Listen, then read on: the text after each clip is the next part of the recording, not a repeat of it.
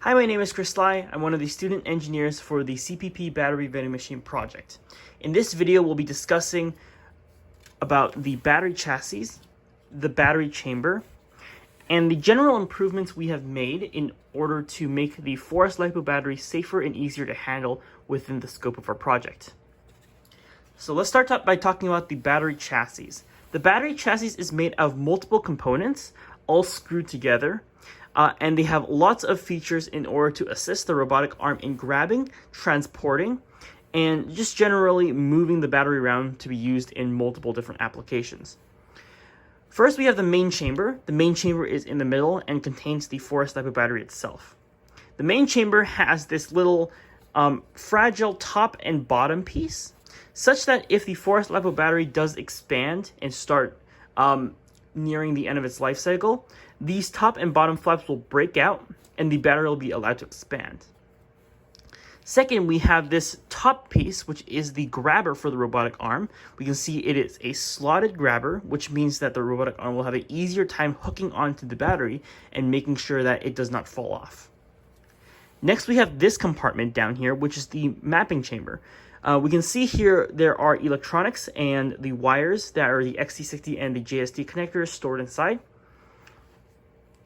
And finally, we have the back part, which consists of a stencil and a safety net. This actually maps the XT60 and the JST connectors into female holes. We see 2 big female holes up here and 5 smaller female holes down here. This is in order to allow the robotic arm to have an easier time of connecting the battery to a charging station or similar. And let me show you an example of why this is necessary. Here I have some connectors for a nickel metal hydride battery. It's not the exact same thing as XT60, but the demonstration is pretty much the same. If we want a robotic arm to connect these 2 pieces together, let's say this is my battery and this is my charging station, I would have to, by hand, put these together very carefully and with some force snap it together. Sort of like this. Now, this action, if you want to automate it, requires a lot of precision and efficiency.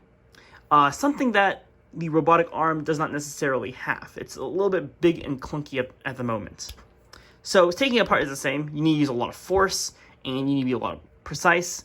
And this action isn't very efficient for us to use for a large-scale project. That's why this chassis is really useful, since both the XT60 and JST connectors have been mapped to this back part.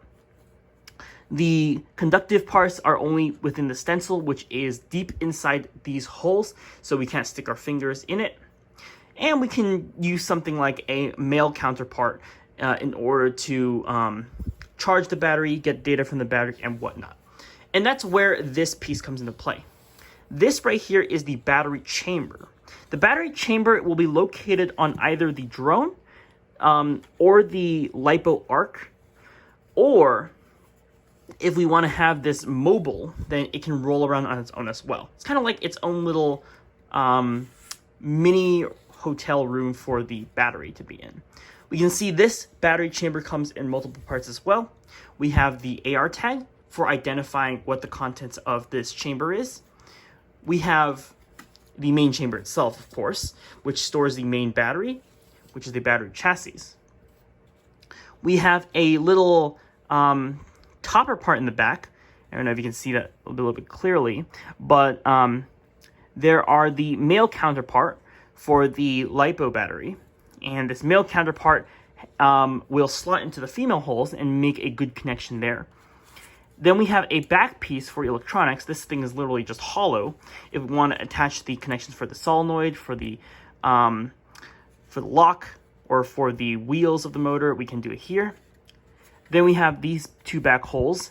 Each battery is going to have a power line and a data line attached to it so that we can extract data and also charge the battery if necessary. This is the first prototype of the battery chamber, and I will demonstrate how it works. So the robotic arm will take the battery, which is inside the battery chassis, and slide it inside the battery chamber. Now this action should be done with ease, and there's very little resistance. As you can see, I'm tapping it, it's going in. When it reaches the back of the battery chamber, these male pieces will connect to the female pieces, and they'll just slide on in. And then the connection will be made. We can charge the battery. We can extract data from it. And then in order to make sure the battery doesn't move, these side panels, which are located on the ground station, will lock into place. And these pieces contain like the matching side pattern, such that if we go ahead and lock them into place, for example, and there's another one on the other side, the battery is enabled to be extracted, making this a really useful tool. These side pieces are actuated by solenoids, and they will be pressed into the center of the battery in order to prevent its movement. So once again, if these pieces are removed, we can take the battery out, and we can see that the battery chamber is empty, the battery chassis is a one piece, and we can use this for other applications. So one more time, putting the battery back in, you can see the male pieces go into the female pieces, and there we go. So this concludes the demonstration of the battery chassis and the battery chamber for the Cal Poly Pomona battery vending machine project. Thank you for watching, and have a great rest of your day.